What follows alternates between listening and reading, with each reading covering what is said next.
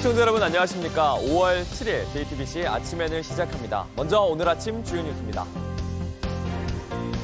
어린이날부터 시작된 비가 사흘째 이어지고 있습니다. 내륙 곳곳엔 비 피해도 잇따랐는데 오늘 출근길엔 안개가 짙게 끼는 곳도 있어서 주의하셔야겠습니다.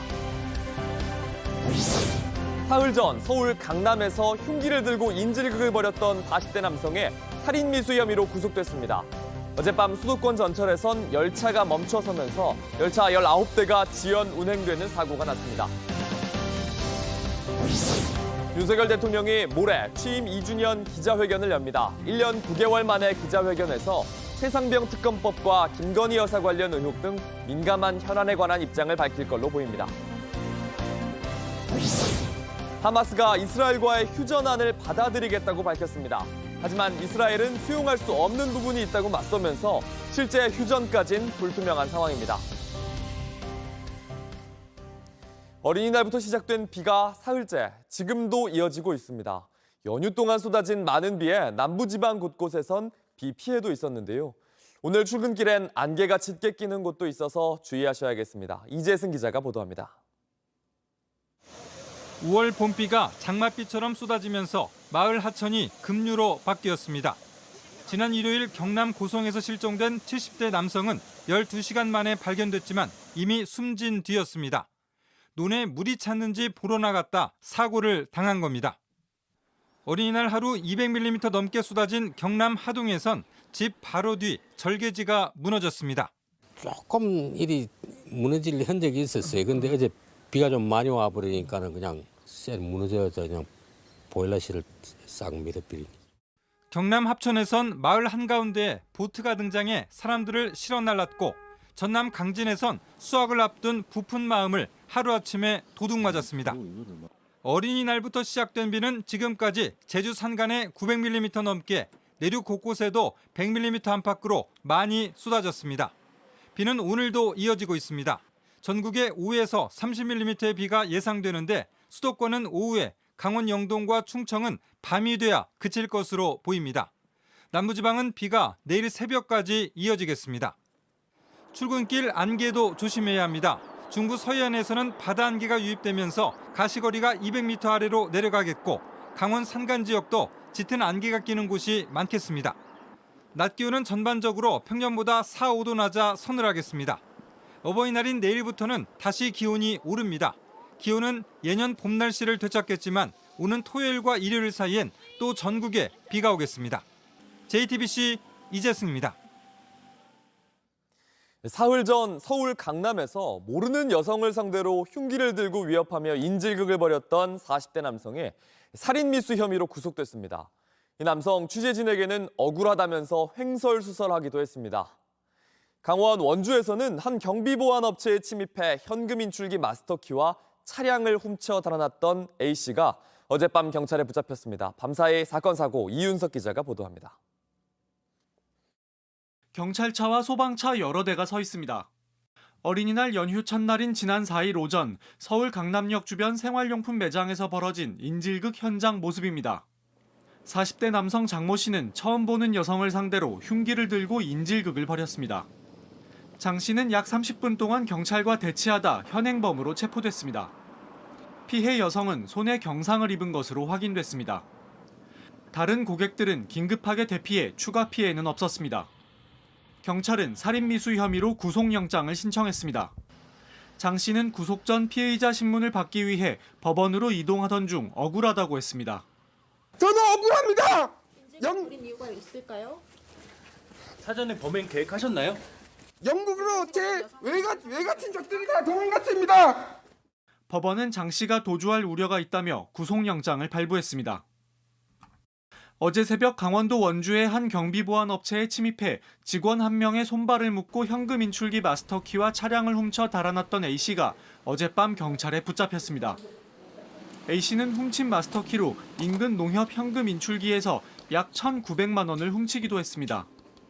원주경찰서 관계자는 구체적인 범행 동기 등을 조사 중이라고 밝혔습니다.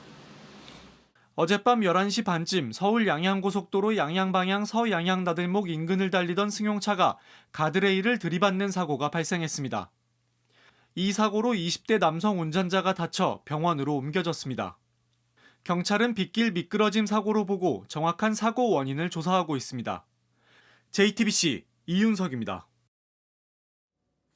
어젯밤 9시 반쯤 수도권 전철 경의중앙선 양정역 인근에서 서울 방향으로 가던 열차가 전기 공급 문제로 멈춰섰습니다.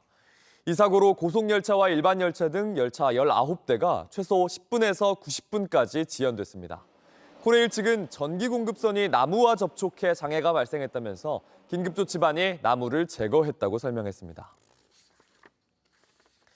윤석열 대통령이 모레 취임 2주년 기자회견을 엽니다. 취임 100일 기자회견 이후 1년 9개월 만입니다. 김건희 여사 관련 의혹과 최상병 특검법 등 민감한 현안에 대한 입장을 직접 밝힐 걸로 보이는데요. 이런 가운데 이르면 오늘 민정수석실을 다시 만들고 김주현 전 법무차관을 민정수석으로 임명하는 조직 개편을 단행합니다. 박유미 기자입니다. 윤석열 대통령은 목요일 오전 10시쯤 대국민 메시지를 발표합니다.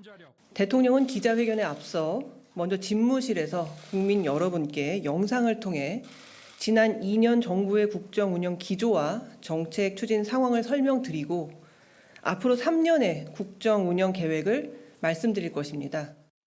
윤 대통령은 이후 1층 브리핑룸으로 자리를 옮겨 기자회견을 이어갑니다.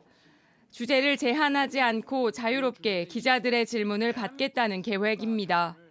대통령실 관계자는 국민이 알고 싶거나 오해하는 부분에 대해 직접 소상히 설명드리겠다는 취지라며 윤 대통령이 지난 2년간 소회와 같은 뻔한 질문보단 국민이 정말로 궁금해하는 질문들 위주로 준비하자고 했다고 전했습니다. 가장 관심이 쏠리는 건 김건희 여사 관련 의혹에 윤 대통령이 어떤 입장을 내놓을지입니다. 윤 대통령은 지난 2월 김 여사의 명품백 수수 의혹과 관련해 아쉽다는 표현을 썼습니다. 제 아내 입장에서는 뭐 그런 여러 가지 상황 때문에 물리치기 어렵지 않았나 생각이 되고 좀 하여튼 아쉬운 점은 있습니다. 이후 여당이 총선에 참패했고 검찰의 수사가 시작됐습니다. 야권은 검찰 수사는 형식적 수사에 그칠 거라며 22대 국회에서 특검법을 다시 추진하겠다고 압박하고 있습니다. 김건희 여사 특검에 대해서는 뭐 당연히 추진해야 된다라고 보이거든요. 국회를 통과한 최상병 특검법은 윤 대통령이 제의 요구할 걸로 예상되는데 회견에선 그 이유를 설명하고 설득에 나설 걸로 보입니다. 이걸 받아들이면은 나쁜 선례를 남기는 거고 더 나아가서 직무유기가 될 수 있다 이렇게까지 지금 보는 거거든요. 이런 가운데 이르면 오늘 윤 대통령은 김주현 전 법무차관을 민정수석에 임명할 걸로 알려졌습니다. 민정수석실 부활로 민심 수집 기능을 강화한다는 계획인데 신상 털기, 뒷조사와 같은 사정 기능은 배제한다는 구상입니다. JTBC 박유미입니다. 이스라엘의 가자 남부 공격이 임박한 가운데 하마스가 휴전안을 받아들이겠다고 밝혔습니다. 하지만 이번엔 이스라엘이 수용할 수 없는 부분이 있다면서 맞서고 있어서 실제 휴전에 이르기까지 상황을 지켜봐야 합니다. 워싱턴 김필규 특파원입니다. 팔레스타인 무장정파 하마스가 가자지구 휴전 제안을 받아들이기로 했다고 밝혔습니다. 하마스는 성명을 내고 카타르와 이집트에 이런 결정을 통보했다고 전했습니다. 이번 발표는 이스라엘군의 가자 최남단 도시 라파 공격 직전에 이루어졌습니다. 미국의 만류에도 네타냐후 이스라엘 총리는 주민들에게 라파를 떠나라며 공격 의지를 보였습니다. 일단 휴전이 눈앞에 왔다는 기대감에 가자 주민들은 안도하며 기뻐했습니다. 다만 하마스 고위관리는 아직 이스라엘이 입장을 내지 않은 만큼 휴전이 된 건 아니라며 공은 이제 이스라엘에 넘어갔다고 밝혔습니다. 강하게 버티던 하마스가 휴전안을 받아들이면서 미국과 이스라엘은 하마스의 속내가 뭔지 분석하느라 분주한 모습이었습니다. There has been a response from Hamas to the hostage deal. We're currently reviewing that response and we're discussing it with our partners in the region. Director Burns, as you know, is there and he's working this in real time on the ground. 이스라엘 측은 이집트가 제시한 이번 휴전안에 동의할 수 없는 결론이 있다며 좀 더 지켜봐야겠다는 입장을 전했습니다. 이스라엘 텔아비브에서도 하마스가 휴전안을 수용했다는 소식에 군의 휴전을 촉구하는 인질 가족들의 시위가 이어졌습니다. 워싱턴에서 JTBC 김필규입니다. 브라질에서 역대 최악의 홍수로 곳곳이 수중도시가 됐습니다. 지금까지 83명이 숨지고 111명이 실종됐습니다. 그런데 이게 끝이 아닙니다. 피해 지역에 다시 폭우경보가 내려져서 또 얼마나 피해가 늘지 예측도 힘듭니다. 미국 로스앤젤레스에서 홍지은 특파원입니다. 축구장 한가운데가 흙탕물로 가득 찼습니다. 바깥 도로는 차 대신 보트가 다닙니다. 홍수가 휩쓸고 간 도시는 곳곳이 쑥대밭입니다. 병원도 물에 잠기면서 환자들은 문틈으로 겨우 대피합니다. 지난달 29일부터 일주일 동안 브라질 남부 히우그란지 두술주에 폭우가 쏟아졌습니다. 주 중심 도시 포르투 알레그리에 사흘 동안 내린 비의 양은 260mm로 평년 2달치 강우량보다 많았습니다. 15만여 명의 이재민이 발생했고 83명이 숨졌습니다. 실종자는 111명에 달합니다. A minha filha não para de chorar. Tem os bombeiros lá, só que eles dizem que não pode fazer nada de lá para cá. Que era para mim vir aqui, pedir para os bombeiros daqui salvar eles lá. 도시를 가로지르는 과이바강의 수위는 홍수 제한 기준을 훌쩍 넘었고 사우가도 필류 국제공항은 무기한 폐쇄됐습니다. 도로 대부분이 침수되면서 이재민들은 식수와 구호물품을 받기도 힘든 상황입니다. Eu sei que tem muitas estradas estaduais que estão com problema. Eu quero lhe dizer que não fique preocupado que o governo federal, através do Ministério do Transporte, vai ajudar a você a recuperar as estradas estaduais. 이미 도시 기능은 마비됐는데 비는 또 예보됐습니다. 당장 현지 시간 6일 하루에만 100mm 이상의 비와 강풍, 우박이 내릴 전망입니다. 현지 기상당국은 이어지는 폭우로 피해가 더 커질 수 있다고 경고했습니다. 로스앤젤레스에서 JTBC 홍지은입니다. 온라인에서 화제가 된 뉴스, 화제가 될 뉴스를 골라 전해드립니다. 아침엔 소셜픽입니다. 홍준표 대구시장과 임현택 의사협회장의 설전이 계속 이어지고 있습니다. 홍 시장은 어제 페이스북을 통해 별 X가 다 나와서 설친다. 내가 그렇게 만만하냐며 그냥 팍 집어넣었으면 조용해지겠는데 라면서 강한 말들 쏟아냈습니다. 무슨 일이 있었던 걸까요? 지난 3일 홍 시장이 의사 파업을 비판하는 글을 올렸는데 여기에 임 회장이 돼지 발정제로 성범죄에 가담한 사람이 시장을 하는 것이 기가 찰 노릇이라며 맞받아친 게 시작이었습니다. 여기에 홍 시장 다시 음해로 인신공격을 하는 것은 저열한 짓이라면서 수준을 의심케 하는 시정잡배 이런 말로 공격했습니다. 임 회장 단 2시간 만에 정신을 못 차리고 수준을 운운한다. 부디 자중하시기를 바란다. 이런 글을 또 올렸는데요. 여기에 홍 시장이 폭발하듯 반응한 겁니다. 임현택 회장은 사과한다는 글을 쓰기는 했습니다. 그런데 또다시 돼지 발정제 논란을 암시하면서 본인 주장에 의하면 전혀 법적, 도덕적으로 잘못된 일이 아니랍니다. 너무나 깨끗한 대구시장님께 사과드린다고 비꼬았습니다. 대전의 유명 빵집 성심당이 서울에 온다는 소식이 전해졌습니다. 서울에서 맛볼 수 있는지 기대감이 커졌는데 빵은 판매하지 않는다고 합니다. 최근 성심당 17일부터 서울에서 시작되는 로컬 크리에이티브 전시에 참여한다는 소식을 알렸습니다. 지역 곳곳의 브랜드들을 소개하고 왜 성심당은 대전에서만 빵을 팔까 이런 사소한 궁금증도 풀 수 있는 전시회입니다. 대전 밖에서 성심당 빵을 맛볼 수 있는 걸까요? 하지만 성심당은 이번 전시회선 브랜드를 위한 전시만 할 뿐 빵은 대전에서만 판매한다는 공지를 올렸습니다. 아쉬울 법도 하지만 누리꾼들 사이에선 대전에서 사 먹어야 더 맛있다. 원칙을 지키는 모습이 멋지다. 이런 반응이 이어졌는데요. 사실 성심당 빵 서울에서 맛볼 기회가 있었다고 합니다. 출간한 책을 소개하기 위해 참여했던 2019년 서울국제도서전이었습니다. 이런 예외를 빼면 대전을 상징하는 빵집이라는 성심당의 원칙 한 번도 깨진 적 없는 듯합니다. 미국 밀워키 공항에서 강아지를 위한 귀여운 은퇴식이 열렸습니다. 6살 렉스가 가장 좋아하는 건 테니스공이라고 하는데요. 지난 2일인데 캐리어 냄새를 맡으면서 임무를 수행하는 렉스에게 샛노란 테니스공이 잔뜩 쏟아집니다. 공을 쫓다가 기분이 좋아졌는지 함께 놀아달라는 것처럼도 보이네요.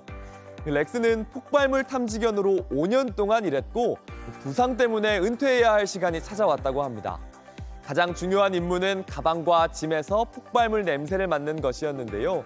조련사 아이젠버그는 조련사로서 제 첫 번째 강아지였고 제 마지막 강아지가 될 거다 이렇게 말했습니다.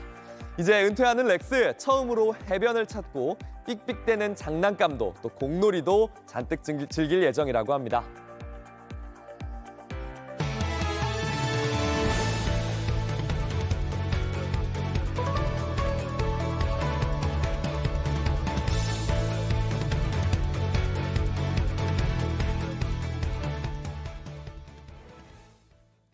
(21대) 국회가 이제 한 달도 남지 않았습니다. 그런데 이런 상황에서 국회 연금개혁특위가 영국과 스웨덴 등 유럽으로 출장을 가서 합의안을 만들겠다고 했는데 임기가 끝나기 전 말년 휴가를 가는 거냐는 비판을 피하기 어렵습니다. 박사라 기자입니다.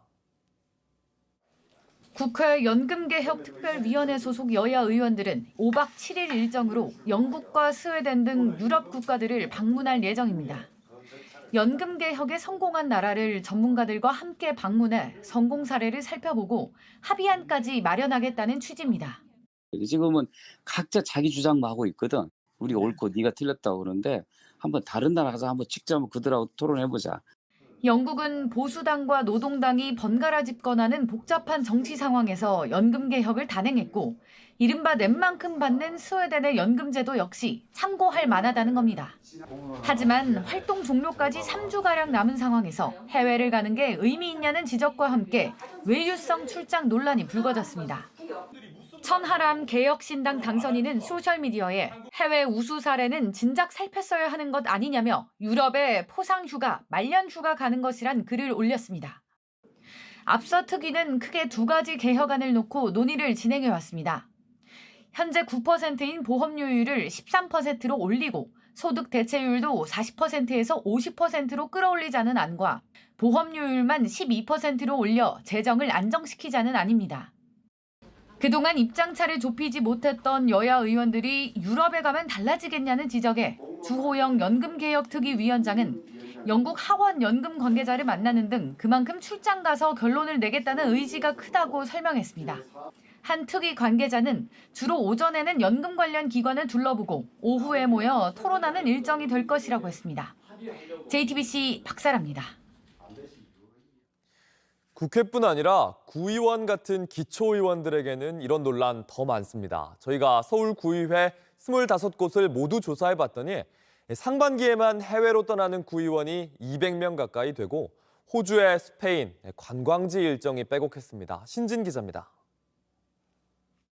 코알라를 만날 수 있는 시드니 동물원, 호주의 그랜드 캐년 블루 마운틴 협곡까지 여행사 패키지 필수 관광 일정입니다. 그런데 이 문서, 여행사 책자가 아닌 서울 중구의원 출장 계획서입니다. 오는 12일 의원 7명이 호주로 6박 7일 동안 떠납니다. 출장 목적은 100세 시대에 대비해 선진 복지도시 정책을 배우겠다는 겁니다. 100세 시대와 동물원, 협곡은 무슨 관계일까? 블루마운틴에 가는 이유, 남산 한옥마을 관광 활성화를 위해서라고 했습니다. 여기랑 한옥마을이랑 다른데 짜맞추기식이죠. 정말 가야 할 복지시설은 어딘지 누굴 만날지는 정확하지 않습니다. 의회에 문의했더니 자신들도 잘 모르겠다는 답이 돌아왔습니다.